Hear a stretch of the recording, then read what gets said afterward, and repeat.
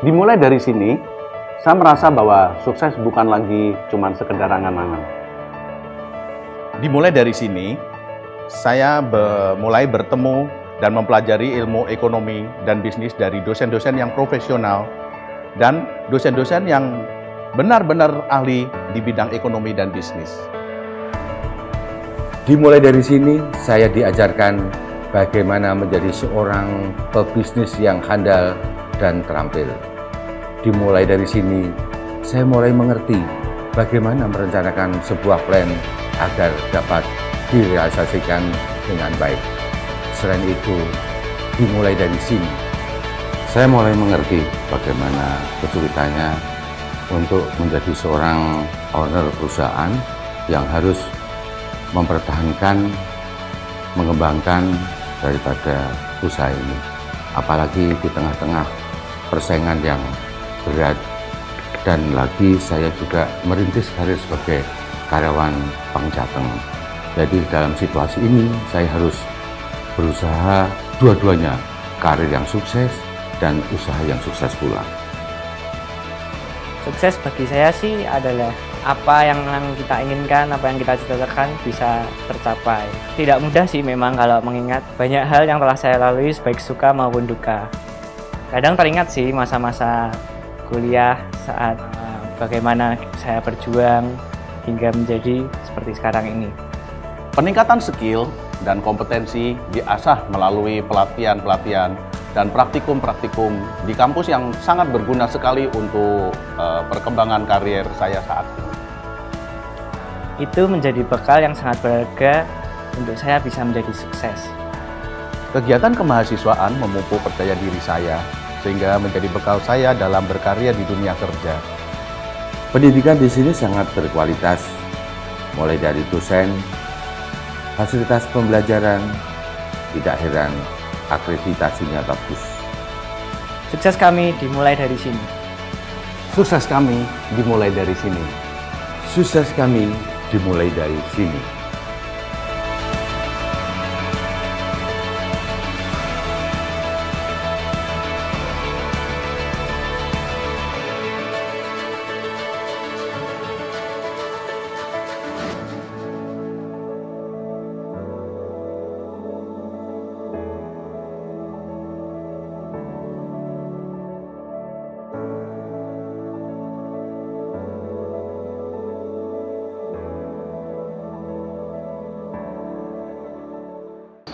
Assalamualaikum warahmatullahi wabarakatuh. Pada kesempatan kali ini, kami dari kelompok 5 akan mempresentasikan tugas ujian tengah semester mata kuliah audit internal yang diampu oleh Bapak Arif Himawan. Perkenalkan, nama saya Aulia Nurofiah dengan NIM 2105523002. Instansi kerja saat ini di PT Bangga Teknologi Indonesia. Saya Mega Dewi Arisani, NIM 2105523021.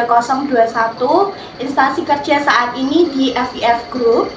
Saya Deni Mahendra Harjo, NIM 2105523037. Instansi terakhir saya berada di CV Metamops.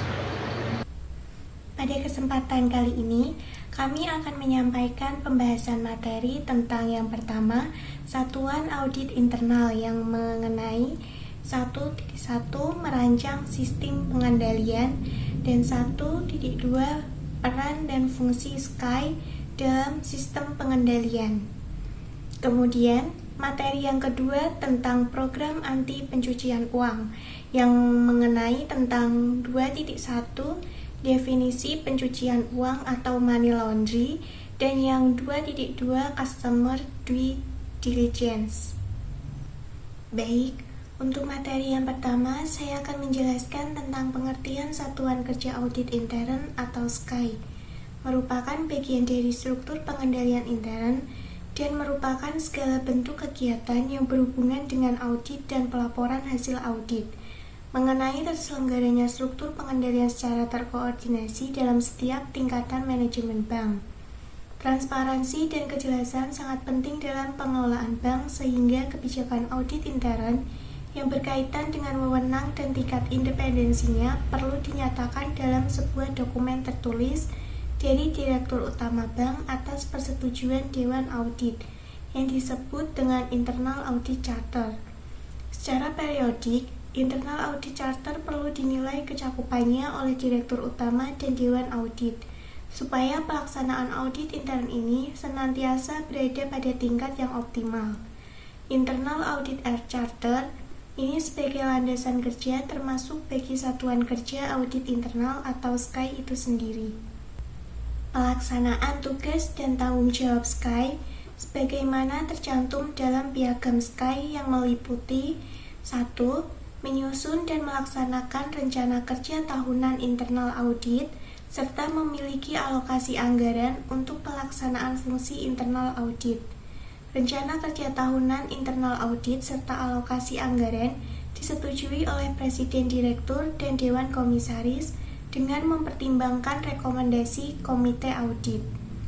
2. Mengevaluasi dan menguji kecukupan dan efektivitas pelaksanaan tata kelola, manajemen risiko, dan pengendalian internal. Hal ini juga mempertimbangkan apakah hasil yang dicapai dan proses bisnis yang dilakukan sejalan dengan tujuan, risk appetite, dan perilaku dari values organisasi. Dan yang ketiga, menilai dan mengevaluasi efisiensi dan efektivitas di bidang keuangan, akuntansi, operasional, sumber daya manusia, pemasaran, teknologi informasi, dan kegiatan lainnya. 4. Memberikan rekomendasi perbaikan dan informasi yang objektif tentang kegiatan yang diperiksa pada semua tingkatan manajemen. 5. Menyampaikan laporan hasil audit kepada Presiden Direktur dengan tembusan Dewan Komisaris, Komite Audit, dan Direktur Kepatuhan. 6. Memantau, menganalisa, dan melaporkan pelaksanaan tindak lanjut perbaikan yang telah disepakati. 7. Bersama dengan Komite Audit. Yang ketujuh, bekerja sama dengan Komite Audit. 8. Menyusun program untuk mengevaluasi mutu kegiatan internal audit yang dilakukan. 9. Melakukan pemeriksaan khusus apabila diperlukan sepanjang tidak mempengaruhi independensi. 10. Audit internal harus mengidentifikasi dan memperhatikan ekspektasi Dewan Direksi, manajemen senior, Dewan Komisaris, serta pemangku kepentingan lainnya terhadap opini dan kesimpulan yang diberikan oleh audit internal. 11. Membantu tugas Presiden Direktur dan Dewan Komisaris dalam melakukan pengawasan dengan cara menjabarkan secara operasional baik perencanaan, pelaksanaan, maupun pemantauan hasil audit. 12. Membuat analisis dan penilaian di bidang keuangan, akuntansi, operasional, dan kegiatan lain melalui audit. Terakhir, mengidentifikasi segala kemungkinan untuk memperbaiki dan meningkatkan efisiensi penggunaan sumber daya dan dana. Kemudian, definisi sistem pengendalian intern. Struktur organisasi, metode, dan ukuran-ukuran yang dikoordinasikan untuk menjaga kekayaan organisasi, mengecek ketelitian dan keandalan data akuntansi, mendorong efisiensi dan mendorong dipatuhinya kebijakan manajemen. Tujuan sistem pengendalian intern yaitu menjaga kekayaan organisasi, mengecek ketelitian dan keandalan data akuntansi, mendorong efisiensi, dan terakhir mendorong dipatuhinya kebijakan manajemen. Menurut tujuannya, sistem pengendalian intern dibagi menjadi dua macam. Yang pertama, pengendalian intern akuntansi atau internal accounting control, dan pengendalian intern administratif atau internal administrative control. Tujuan pengendalian intern akuntansi yang pertama, akurasi informasi keuangan, yaitu memastikan bahwa informasi keuangan yang disajikan oleh organisasi adalah akurat, lengkap, dan dapat dipercaya. 2. kepatuhan terhadap standar akuntansi, yaitu menjamin bahwa semua transaksi dicatat dan dilaporkan sesuai dengan prinsip-prinsip akuntansi yang berlaku. 3. Pencegahan kecurangan, yaitu mencegah, mendeteksi, dan menanggulangi potensi kecurangan dalam pencatatan dan pelaporan keuangan. 4. Perlindungan aset, yaitu melindungi aset organisasi dari kerugian, pencurian, atau penyalahgunaan. 5. Pengelolaan risiko, yaitu mengidentifikasi, mengevaluasi, dan mengelola risiko-risiko yang terkait dengan informasi keuangan perusahaan. Berikutnya, tujuan pengendalian intern administratif. 1. Efisiensi operasional, yaitu meningkatkan efisiensi dan produktivitas operasional dengan menetapkan prosedur-prosedur yang efektif dan mengurangi pemborosan sumber daya. 2. Kepatuhan terhadap kebijakan dan prosedur, yaitu memastikan bahwa karyawan dan departemen mengikuti kebijakan, prosedur, dan standar operasional yang telah ditetapkan. 3. Pengelolaan risiko operasional, yaitu mengidentifikasi dan mengelola risiko-risiko operasional yang dapat mengganggu kelancaran proses bisnis. 4. Perlindungan terhadap ancaman internal, yaitu melindungi organisasi dari ancaman yang muncul dari dalam organisasi seperti kecurangan, penyalahgunaan wewenang, atau ketidakpatuhan. 5. Pemantauan kinerja, yaitu memantau kinerja operasional untuk memastikan bahwa tujuan-tujuan operasional tercapai secara efektif dan efisien. Meskipun tujuan-tujuan tersebut berbeda, penting bagi organisasi untuk memastikan bahwa sistem pengendalian intern akuntansi dan administratif bekerja secara sinergis untuk mendukung pencapaian tujuan keseluruhan perusahaan. Sistem pengendalian intern terdiri dari berbagai unsur yang bekerja bersama-sama untuk mencapai tujuan-tujuan yang telah ditetapkan. Berikut adalah beberapa unsur utama dalam sistem pengendalian intern. 1. Lingkungan pengendalian merupakan kerangka kerja yang menciptakan kesadaran akan pentingnya pengendalian intern di seluruh organisasi. Hal ini meliputi nilai-nilai etika, integritas, dan komitmen manajemen terhadap pengendalian intern. 2. Penilaian risiko merupakan proses identifikasi, evaluasi, dan mengelola risiko-risiko yang dihadapi oleh organisasi dalam mencapai tujuan-tujuannya. Ini melibatkan pemahaman mendalam tentang potensi ancaman dan peluang yang mempengaruhi keberhasilan organisasi. 3. Kegiatan kontrol merupakan langkah-langkah konkret yang diambil untuk mengelola risiko-risiko yang diidentifikasi. Ini mencakup prosedur-prosedur, kebijakan, dan praktik-praktik yang dirancang untuk mencegah, mendeteksi, dan mengatasi kesalahan atau penyalahgunaan. 4. Informasi dan komunikasi, yaitu mengarahkan aliran informasi yang relevan dan tepat waktu ke semua pihak yang terlibat dalam sistem pengendalian intern. Komunikasi yang efektif membantu memastikan pemahaman yang tepat tentang peran dan tanggung jawab, serta memungkinkan manajemen untuk memantau dan mengevaluasi kinerja.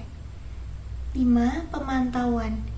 Proses pemantauan dan evaluasi berkelanjutan terhadap efektivitas sistem pengendalian intern. Ini mencakup kegiatan pengawasan rutin, audit internal, dan evaluasi kinerja untuk memastikan bahwa kontrol yang ada tetap berfungsi seperti yang diharapkan. 6. Pengendalian aktivitas, yaitu langkah-langkah spesifik yang diambil dalam pelaksanaan kegiatan operasional untuk memastikan bahwa proses-proses tersebut dilaksanakan sesuai dengan rencana dan kebijakan yang ditetapkan. 7.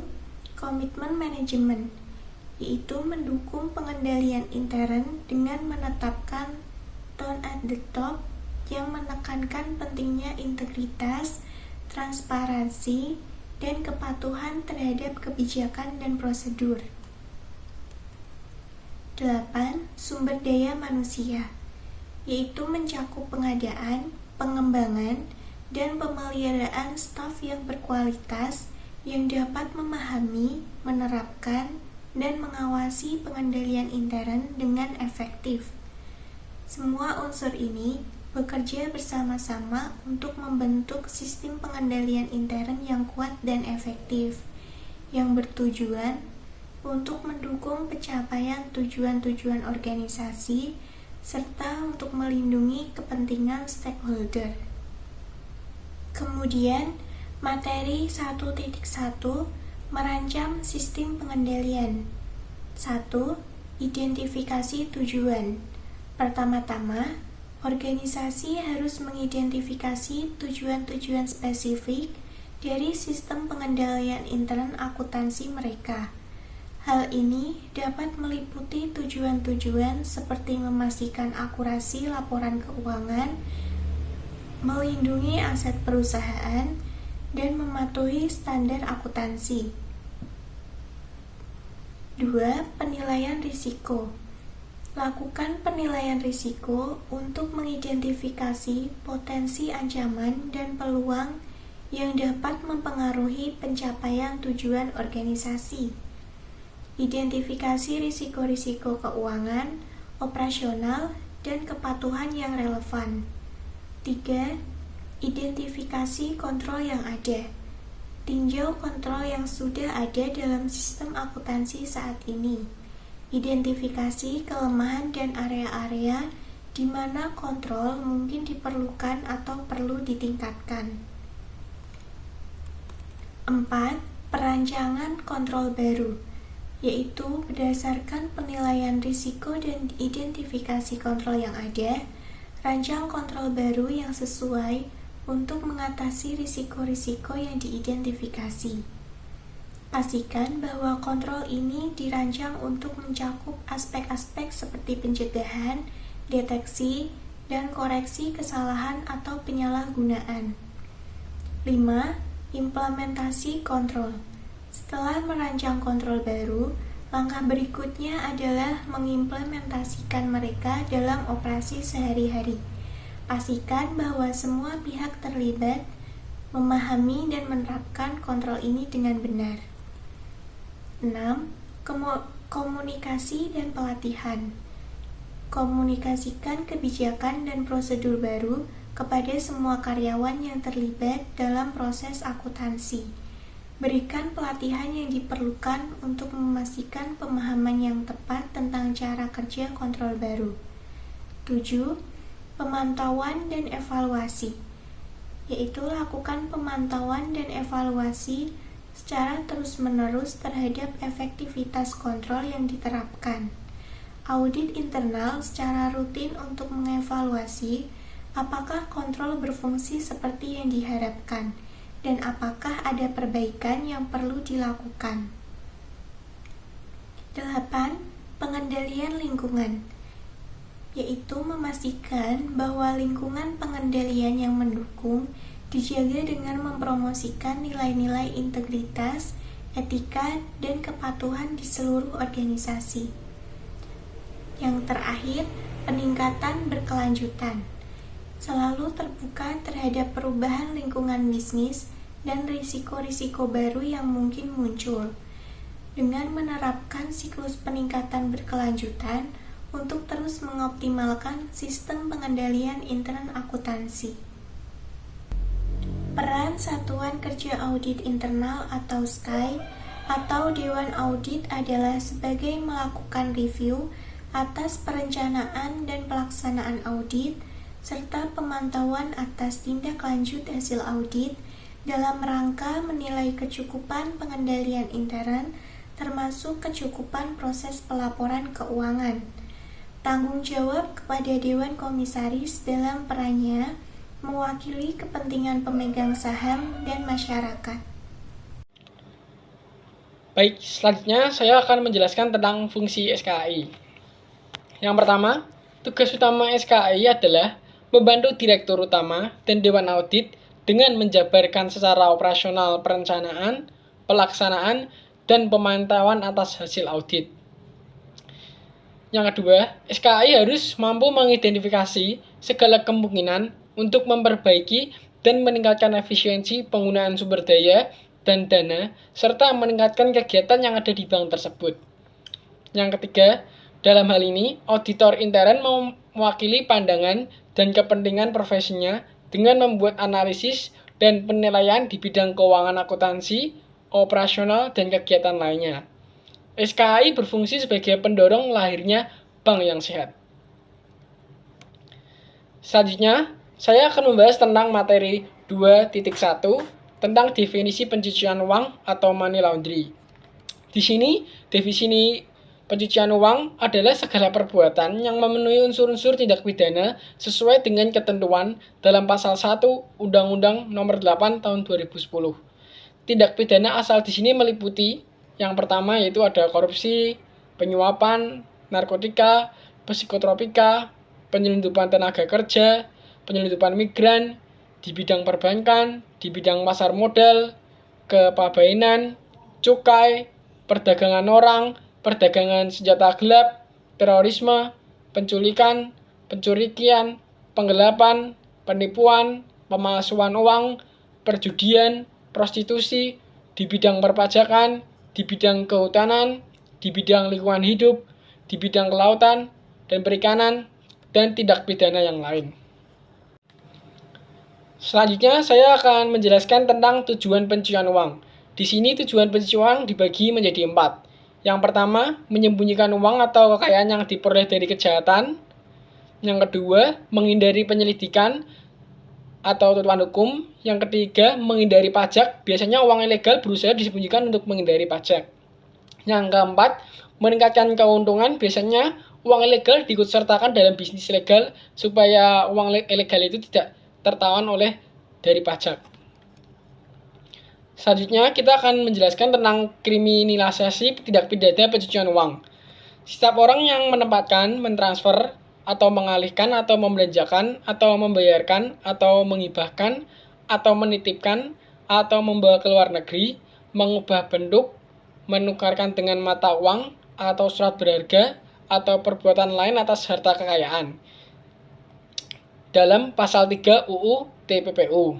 Selanjutnya, setiap orang yang menyembunyikan atau menyamarkan asal-usul, sumber, lokasi, peruntukan, pengalihan hak atau kepemilikan yang sebenarnya atas harta kekayaan, pasal 4. Dan pasal 5, setiap orang yang menerima atau menguasai pendapatan, pentransferan, pembayaran, hibah, sumbangan, penitipan, penukaran, atau menggunakan harta kekayaan. Itulah beberapa tentang kriminalisasi tindak pidana pencucian uang. Selanjutnya kita akan membahas tentang proses pencucian uang. Di sini proses pencucian uang dibagi menjadi 3. Yang pertama yaitu pendapatan atau placement. Tahap pertama dalam pencucian uang adalah uang atau dana yang dihasilkan dari suatu kegiatan tindak pidana atau kejahatan diubah ke dalam bentuk yang kurang atau tidak menimbulkan kecurigaan melalui penempatan kepada sistem keuangan. Yang kedua, pelapisan atau layering. Tahap kedua adalah melakukan transaksi keuangan yang kompleks dan berlapis dengan tujuan memisahkan hasil tindak pidana dari sumbernya ke berbagai rekening sehingga sulit untuk dilacak asal muasal dana tersebut. Yang dengan kata lain, menyembunyikan atau menyamarkan asal-usul harta kekayaan hasil tindak pidana tersebut. Yang ketiga, yaitu integration atau yang terakhir. Integrasi atau integration, tahap terakhir adalah di mana pelaku kembali memasukkan dana yang sudah kabur asal-usulnya ke dalam harta kekayaan yang telah tampak baik untuk dinikmati langsung atau diinvestasikan ke dalam berbagai bentuk kekayaan material maupun keuangan. dipergunakan untuk membiayai kegiatan bisnis yang sah ataupun untuk membiayai kembali tindak pidana. Selanjutnya kita akan membahas tentang yang sering digunakan sebagai sarana pencucian uang.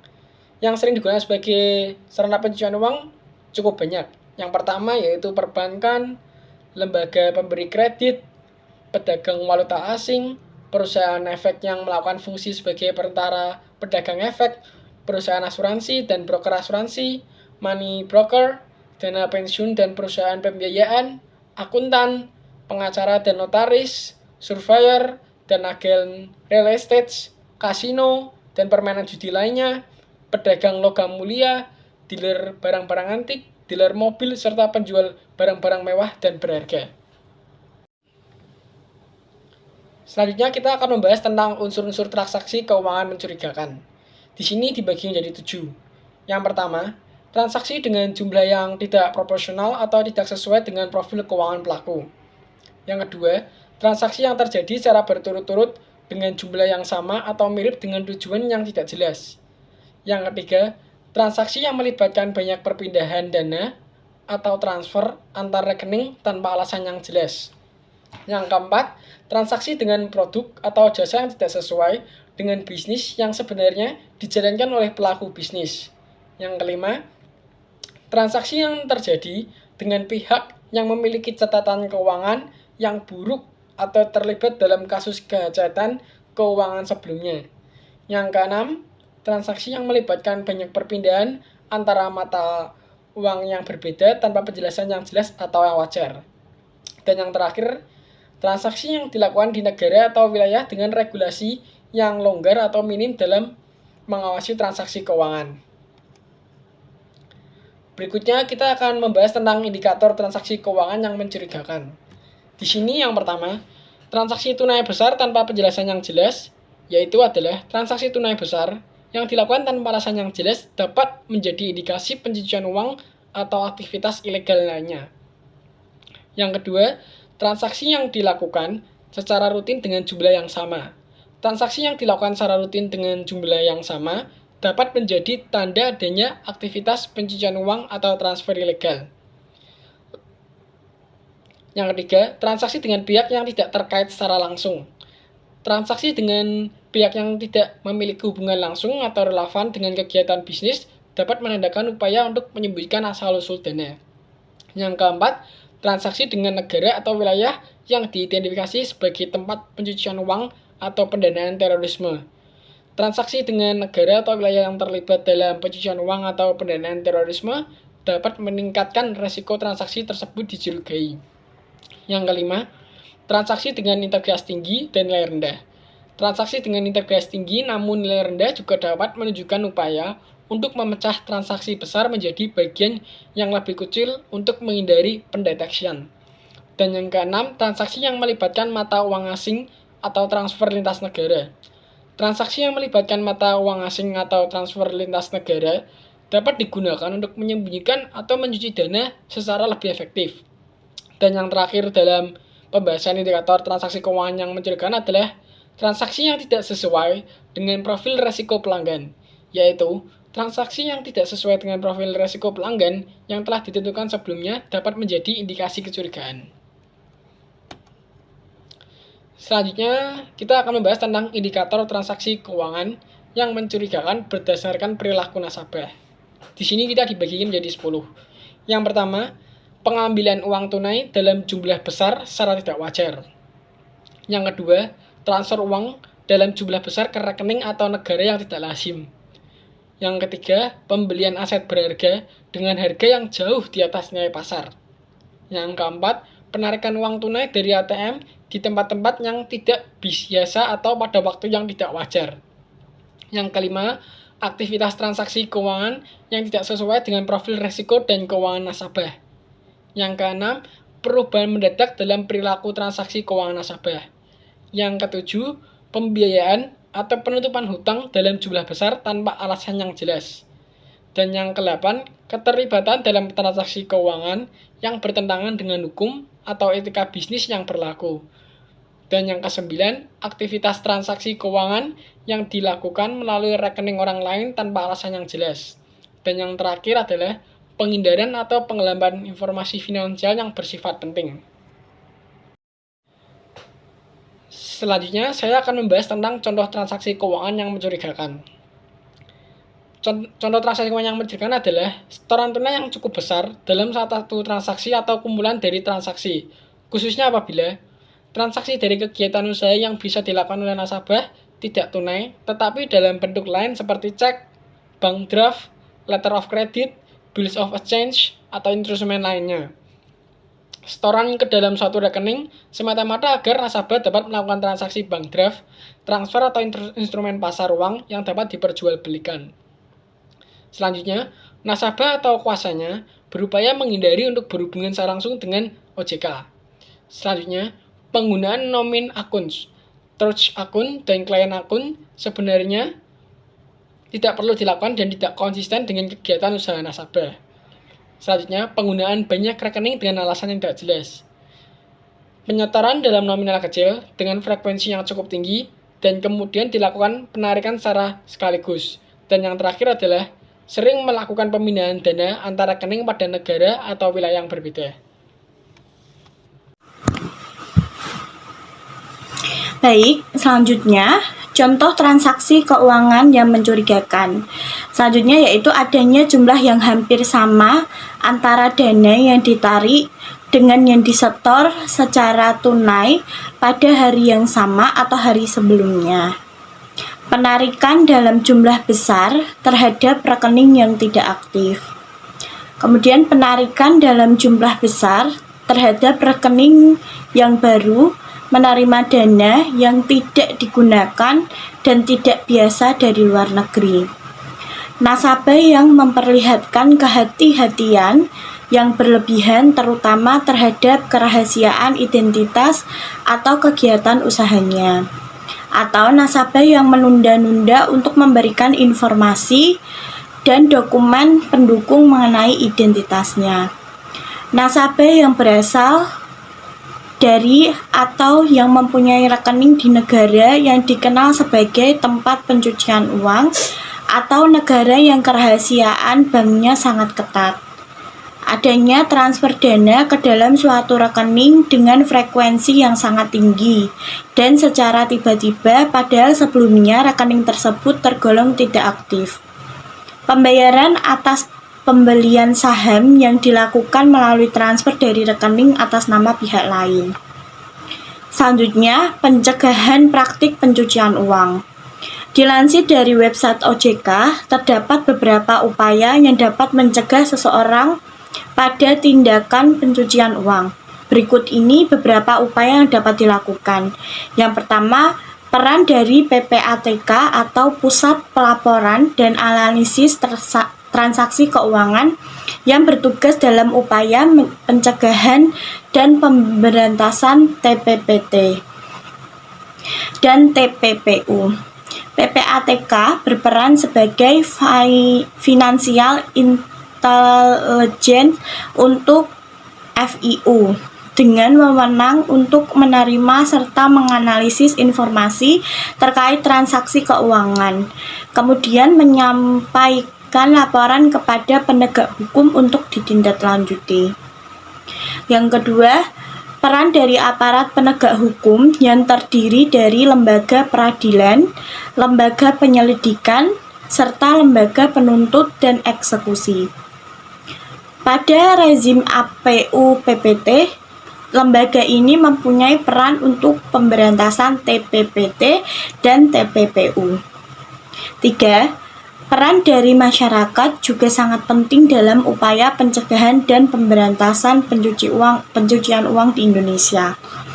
Masyarakat dapat memberikan informasi kepada pelaporan. Selain itu, masyarakat juga dapat turut aktif untuk memberikan informasi penegak hukum atau PPATK apabila terdapat perbuatan yang berpotensi kasus pencucian uang. Yang kedua, program anti pencucian uang. Program anti pencucian uang adalah serangkaian kebijakan prosedur dan kontrol yang dirancang untuk mencegah praktik pencucian uang di suatu organisasi atau lembaga keuangan. APU bertujuan untuk menekan transaksi ilegal, mengidentifikasi dan melaporkan aktivitas mencurigakan, serta memastikan kepatuhan terhadap regulasi anti pencucian uang. Beberapa komponen utama dari program anti pencucian uang meliputi: pertama, kebijakan dan prosedur yang jelas dan terdokumentasi untuk mengidentifikasi, melaporkan, dan mencegah transaksi mencurigakan. Pelatihan dan kesabaran bagi karyawan mengenai tanda-tanda pencucian uang, prosedur pelaporan, serta kepatuhan terhadap regulasi. Pengelolaan risiko untuk mengidentifikasi dan mengevaluasi potensi ancaman pencucian uang. Pemantauan dan pelaporan transaksi mencurigakan kepada otoritas yang berwenang. Audit internal dan eksternal secara rutin untuk memastikan kepatuhan dan efektivitas program.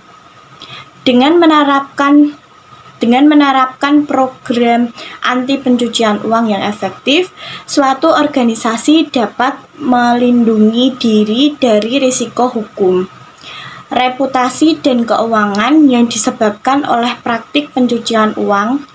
Program ini juga dapat membantu meningkatkan kepercayaan para pemangku kepentingan terhadap organisasi dan masyarakat secara keseluruhan. Materi kedua, Customer Due Diligence. CDD antara kegiatan yang meliputi identifikasi, verifikasi, dan pemantauan yang dilakukan oleh pihak bank untuk memastikan bahwa transaksi tersebut sesuai dengan profil risiko calon nasabah walk-in customer atau nasabah. Bank atau perusahaan wajib melakukan prosedur CDD dalam situasi berikut ini. Yang pertama, melakukan hubungan usaha dengan calon nasabah. Yang kedua, melakukan hubungan usaha dengan walk-in customer. Yang ketiga, bank meragukan kebenaran informasi yang diberikan oleh nasabah, penerima kuasa, dan atau beneficial owner. Yang keempat, terdapat transaksi keuangan yang tidak wajar terkait dengan pencucian uang dan atau pendanaan terorisme. Dasar-dasar Customer Due Diligence atau CDD. Pada tingkat yang paling dasar, CDD meliputi pengecekan atau verifikasi identitas konsumen atau nasabah dan bisnis yang mereka jalankan hingga mendapatkan tingkat kepercayaan yang diinginkan. Prosesnya meliputi beberapa kewajiban khususnya seperti berikut. Yang pertama, identifikasi konsumen atau nasabah.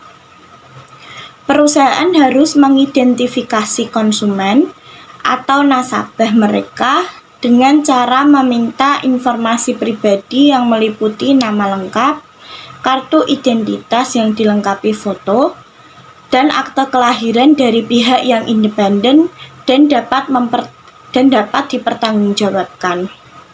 Yang kedua, kepemilikan penerima.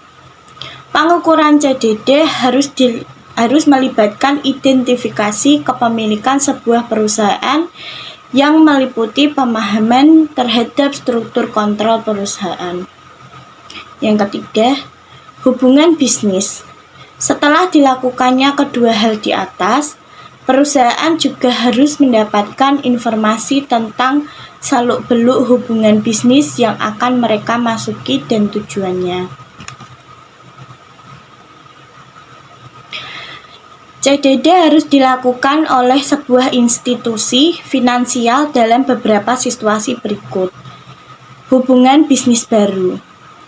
Perusahaan harus melakukan pengukuran CDD sebelum melakukan kerjasama bisnis baru untuk memastikan bahwa konsumen dapat memenuhi profil risiko mereka dan tidak menggunakan identitas pribadi. Yang kedua, transaksi berkala. Beberapa transaksi berkala memerlukannya CDD. Proses ini mungkin melibatkan sejumlah uang dengan batasan tertentu atau entitas beresiko tinggi di luar negeri. Kecurigaan pencucian uang. Jika seorang konsumen atau nasabah dicurigai atas pencucian uang atau membiayai terorisme, maka perusahaan harus melakukan CDD. Dokumentasi yang meragukan jika identitas dokumen yang diberikan oleh konsumen atau nasabah tidak cukup dan tidak dapat diandalkan, maka perusahaan harus mengimplementasikan CDD yang lebih mendalam. Pelaksanaan Customer Due Diligence atau CDD. CDD adalah bagian yang sangat penting dalam mengelola resiko yang mungkin dihadapi oleh perusahaan. Dalam beberapa kasus CDD, mungkin saja tidak cukup sehingga perusahaan harus melakukan Enhanced Due Diligence atau EDD untuk mendapatkan pemahaman yang lebih mendalam tentang siapa konsumen atau nasabah perusahaan sebenarnya. Berikut ini adalah beberapa cara yang bisa dilakukan untuk melaksanakan CDD. Pertama, mengukuhkan identitas dan aktivitas bisnis dari calon nasabah atau calon konsumen sebelum menjalankan hubungan bisnis dengan mereka, sehingga perusahaan dapat menghindari penipuan sejak awal. Mengelompokkan jenis risiko konsumen atau nasabah sebelum menyimpan informasi tersebut secara digital di tempat yang aman untuk dapat diakses kembali di masa depan untuk pemeriksaan. Menentukan apakah EDD perlu dilakukan atau tidak.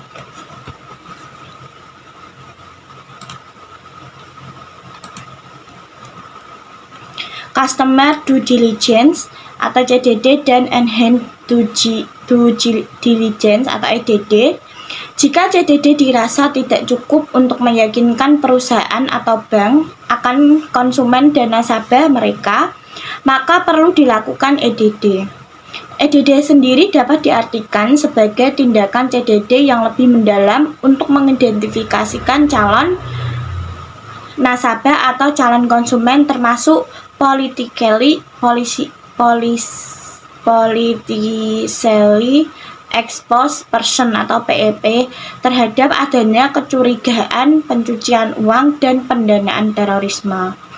EDD meliputi serangkaian proses dan tindakan seperti mendapatkan material tambahan untuk identifikasi calon konsumen atau nasabah, mencari tahu sumber pendanaan atau sumber kekayaan calon konsumen atau nasabah, pemahaman yang lebih mendalam tentang sifat hubungan bisnis dan tujuan transaksi yang dilakukan, menerapkan prosedur pemantauan berkelanjutan atau ongoing monitoring. Contoh beberapa pihak yang bisa dikategorikan sebagai konsumen atau nasabah dengan profil risiko. Yang pertama, dengan profil risiko tinggi antara lain, namun tidak terbatas pada pertama, politically exposed person atau PEP. Kedua, konsumen atau nasabah yang teridentifikasi positif terdaftar pada daftar pantau. Yang ketiga, terorisme. Yang keempat, pembukaan akun secara virtual tanpa melakukan tatap muka. Yang kelima, transaksi yang menyimpang atau tidak sesuai dengan profil transaksi pelanggan. Yang keenam, rekening korespondensi. Yang ketujuh, konsumen atau nasabah yang berada di lokasi berisiko tinggi. Selanjutnya, pemantauan kelanjutan dalam Customer Due Diligence atau CDD. Langkah selanjutnya dari tindak lanjut EDD setelah CDD dirasa tidak cukup adalah melakukan pemantauan berkelanjutan atau ongoing monitoring. Ini merupakan pengawasan berkelanjutan yang dilakukan terhadap hubungan bisnis. Proses ini sangat penting karena tindakan atau keputusan yang diambil oleh konsumen atau nasabah bisa memberikan perusahaan pula pada profil risiko perusahaan. Pengawasan berkelanjutan meliputi melakukan pengawasan terhadap semua transaksi selama hubungan bisnis berlangsung untuk memastikan profil risiko klien sesuai dengan aktivitas mereka. Mempertahankan responsivitas terhadap segala perubahan yang mungkin terjadi pada profil risiko atau semua faktor yang mungkin memancing kerugian. Menyimpan catatan, dokumen, data, dan informasi yang mungkin diperlukan untuk tujuan CDD. Pengawasan berkelanjutan harus diterapkan pada semua hubungan bisnis, namun harus disesuaikan untuk mencerminkan profil risiko konsumen atau nasabah. Pelaksanaan CDD di Indonesia. Pelaksanaan CDD di Indonesia diatur oleh Bank Indonesia melalui Peraturan Nomor 14/27/PBI/2012 tentang penerapan program anti pencucian uang dan pencegahan pendanaan terorisme bagi bank umum. Dalam peraturan tersebut dituliskan bahwa garis besar prosedur CDD yang harus dilakukan adalah: pertama, meminta informasi dari calon konsumen atau institusi, mengidentifikasi identitas dari pemilik penerima akun yang berkelanjutan, melakukan verifikasi terhadap dokumen yang diberikan oleh pelanggan, kemudian melakukan pembaruan terhadap data dan melakukan observasi ulang secara berkala.